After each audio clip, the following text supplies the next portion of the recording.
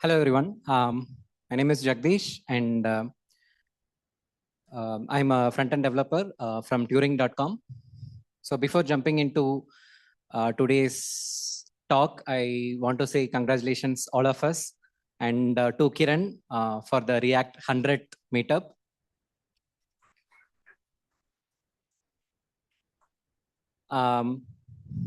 So today I'm going to discuss about using voice interfaces in React. I just want to clarify something. This is not speech to text or using Whisper API. It is just a concept of how we use voice as an interactive medium, just how we click or how we type voice as an interactive medium. So let's get to the agenda. Before that, let's start the timer. And so agenda for today is I'll give an evaluation of what is the interfacing or the various evolutions that we came through, and certain use cases that I have in mind why we should consider voice as an interface, and where React fits into this whole paradigm. And I'll show some example implementation, and I do have a demonstration. We'll look at some best practices, and then if you have any questions, we can move to the next one. So in next slide, this is a very shrunk up timeline of interfacing. So 30 years back, we had MS-DOS. Do you guys even, like, any of you know MS-DOS? I can see one or two hands. Like, you are, I don't know what your age is, but mentally you are 35 plus, because that how old it was. So anything that you need to interact, if you want to use your computer, you have to type. You don't have other option, which means you have to be very strong in that system. You have to know the keywords and everything. And then came GUI, where you are shown your object that you can interact with over a screen, which means you can click a button, you can draw something, drag, or type on an input box. And that continued to evolve. Steve Jobs famously launched iPhone saying, we have a pointing device which you carry all the time. And he said, touch interface is the new thing. And going by that evolution, I believe, and a lot of people do, that voice interaction is going to be the next huge thing. And this is going to focus more on how you can use, as a React developers, bring a layer of interactivity over your voice. So this is the idea, but it might sound like a science project, right? Because adding a voice layer and giving commands. I know I said start the timer, right? And it was supposed to start the timer. I don't know what happened. Or let's say if I want to go to previous slide, I don't have to use my keyboard or anything. I can say go to agenda or next slide. Or if people who are at the end, they can't see anything, I can show subtitles. Show subtitles. Show subtitles. Yeah, I didn't take this mic into account, but this is listening, right? So you can see what I'm talking from the back. And see, you may think that adding a voice application on top of your layer could be awkward, but this is not awkward. I am interacting with my application while having a conversation with you. This is not my presentation deck. This is my demo. Ladies and gentlemen, voice first React application. So I'm going to switch it off because there are a lot of trigger words. Like if I say 100, it sometimes if I say 100, it will trigger the confetti, which is thankfully not working, but I am still going to switch it off. We'll go to the proper demo later. So you got the idea, right? It is very natural. Voice is very natural, and it is just fit that you are going to use that in your language. So yeah, we are here. The use case, I'm not going to give you examples of application because that will be like forcing you to, like baiting you into listening to my talk. But let's discuss or let's think in this direction. Why do we need voice as another form of input? Because it increases accessibility. I'm a big fan of accessibility and a big advocate. In fact, the first talk I gave in React Bangalore is about building accessible React applications. So it increases one layer of inclusion. Of course, there is a problem. There is a con, which is like if people cannot speak, they are not included. But people with visual implications or motor impairments, this will be another giving them more power to interact with your application. And when I say voice interaction, I'm not talking about voice as a substitute or like like how everything is now labeled as AI. So it's not like that. Voice can be your primary input, and it can effectively replace the whole way you interact with the system. You have seen this, you have used this. Every time you say, hey, Google or Alexa, you are using voice interface. In fact, the most famous vibe coder in the world actually uses voice interface to build his application. Any idea who that is? That would be Iron Man.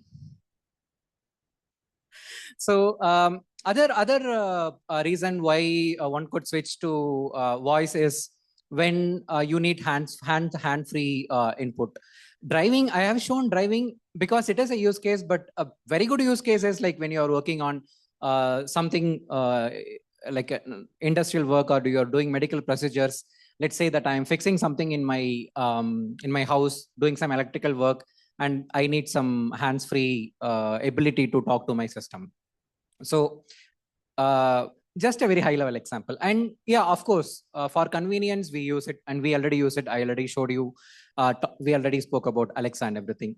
And right now, in this age where we have LLM and agents which can understand context, voice is a fantastic input. Because when I say something, let's say I say, hey, thanks for coming. So it shows gratitude in my voice. Or I say something like, hey, thanks for coming. So that's sarcasm in my voice. And voice is not just word, it also intent. It shows the intent. And LLM and agents are perfectly capable of capturing intent. And this, I think, is the best time to bring these type of interfaces in your application. But how do they work? Like I showed an example, right? I like to call this as the voice interaction loop. It has 4 stages: listen, transcribe, understand, and execute. The first part is making your application or making your layer listen continuously to whatever is happening around it, and then you transcribe, because this way you filter out the noises and you get the words. And once you get the words, you understand the intent. And when you have the intent, you can match it with the action that you want to do, and you can trigger an execution. So this is a general idea, but how and why we should fit this into React? Because React is very easy to, we already mastered React. I would love to say that. And if you think about it, when we talk in React, we talk about components, we talk about states. And when you think about a continuous voice input, you can break that, because when I say something, there are multiple stages. Like I'm speaking and I paused, there was a gap, and then I continued. And then I'm continuously speaking and there is no gap. There are multiple states that are in my speech or in any voice input, which you can relate with your React state. How? By writing a hook. And then there is also a transcript state. Just like there's a continuous voice input, there is also a continuous transcription input to your system. And again, it will have multiple states. And React is already perfectly capable of working with states. And the next thing you will need is you got the voice, you transcribe that into text. And now you need to figure it out if there is an intent inside that sentence. So you write a logic, which is simple JavaScript, or if you feel fancy, you can write another hook for it. And then you realized, okay, there is an intent. So this guy said 100, which means it's a call for celebration. So let's show the confetti. That's the action. And you write, you dispatch an action. And dispatching action is all we do in React. So it is more of an idea that why not bring this existing voice interface into this existing React application, and why don't we build even more powerful applications? And if you think that it is not possible to do so, I don't think you have a feeling like that, because I would like to think that that was changed in the beginning of the talk. So right, enough talk, right? How about the code? Like, how do we write it? It's very simple. First, you start a loop. And that loop will continuously listen to what you are saying and continuously transcribe what the voices or what the sound or what the audio is. So you listen continuously and you wait for a pass. So here I had a pass for 500 milliseconds. So whenever there is no audio, or there is audio but it is like below certain threshold, then I will transcribe that and I will execute the action. How do I execute the action? Not randomly, like whatever I speak cannot translate into action. You need to define that. That is how you keep your states predictable. Like, even if it is voice controlled, imagine that it is a click controlled or it's tap controlled. The only change is you trigger it using voice by having a series of commands. So just an example, this is what exactly I have in my in the demo, where I have a set of commands. So this will work. When I said next slide, it went to next slide. It also will go to the next slide if I say next. Similarly, I start the timer saying start the timer. But it will also start if I say start. And I can also pause the timer saying pause the timer, but my accent is a problem. So I have also included pasta timer, which I don't understand, but it kind of works. And these are the two changes that you make in your application, but you also need to give a visual indication to the user. So you can show a voice interface. For example, I showed a subtitle bar, right? This way the user is aware that, hey, something is happening and my voice is being recorded or it's being used. And some example, like I had the subtitle bar, I had the timer component. So it is very important that you give an indication what is happening here. So I'll show a demo here. I showed the demo already. So what is happening here is I'm going to show you how the previous demo worked. So this is a demo of the demo. And so this part is using a web API, our speech API. And once I start transcription, it will continuously transcribe everything. And it will, every time there is a pass, it will look for one of the command phrases like next slide, next, previous slide, previous. If any of them are matched, then this command will be executed. So, so I'm talking here and this is being continuously transcribed. If I say something like next slide,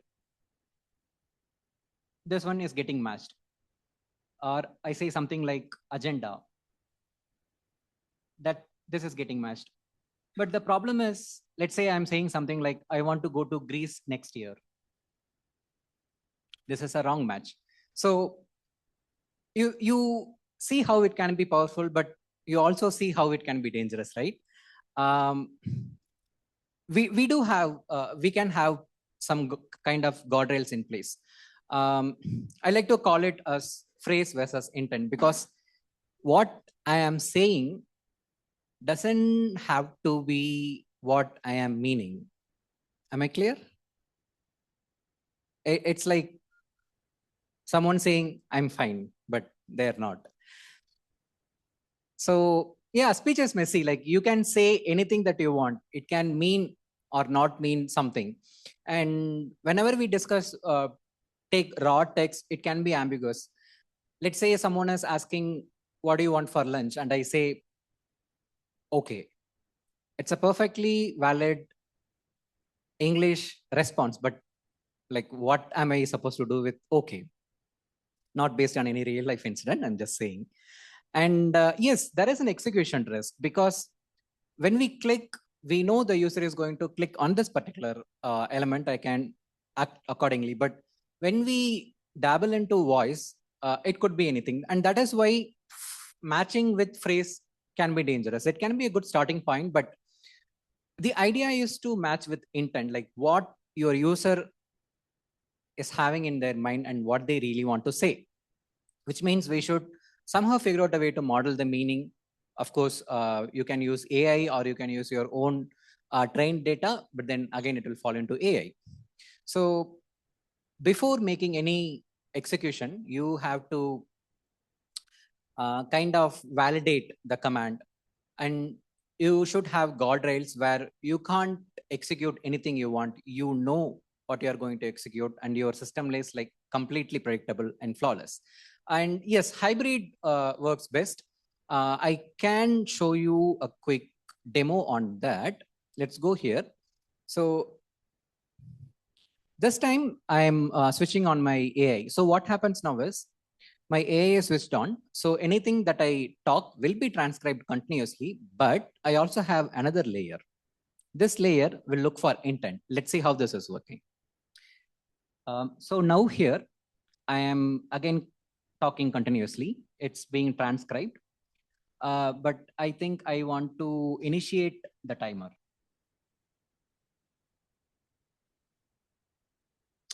So I did not say start the timer, which is the actual trigger word, but here my application understood my intent.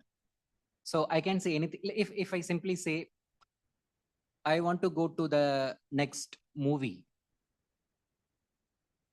the word next is there, but the intent is not matched. But if I say, move one slide forward,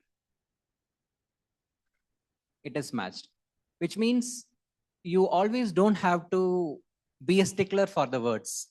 When I say voice interface, it is not about what your users are saying. You can actually make it powerful and make your application react to what your users are thinking. And that's phrase versus intent. Um, that's pretty much it. I just wanted to give an introduction and show you that it is possible to make powerful applications where you will not feel awkward and user will be delighted to use. Some best practices, because this is very important. Don't cheat your users. Show that you are taking their mic state, and just you have a really cool feature doesn't mean they should be forced to use voice. Give a fallback using keyboard or mouse. Make sure that your transcription and your intent and actions are separate and predictable. Whenever there are destructive actions like delete everything, confirm, because your user probably will switch something on and say, I feel not good today, so I want to delete everything, and you can't delete everything. And yeah, always go for the final phrase for a command, because when conversation happens, the intent can be anywhere, but when people want to give command, they always like to keep it at the end. So go for that end commands. And keep in mind that there are going to be noises, there are going to be accents, and there are going to be bad network conditions. And be explicit about what you are storing, what you are using, and everything. So yep, you may not feel like an Iron Man tonight, but if you start today, maybe in 2 or 3 days, you can build something that works with voice. If you do that, let me know. I'll be really thrilled to see that. I'll Okay, this is everything that we talked now. Yeah, if you have any questions, I'm happy to answer. Meanwhile, if you would like to connect, you can just send me a hi in LinkedIn. So, yep, any questions?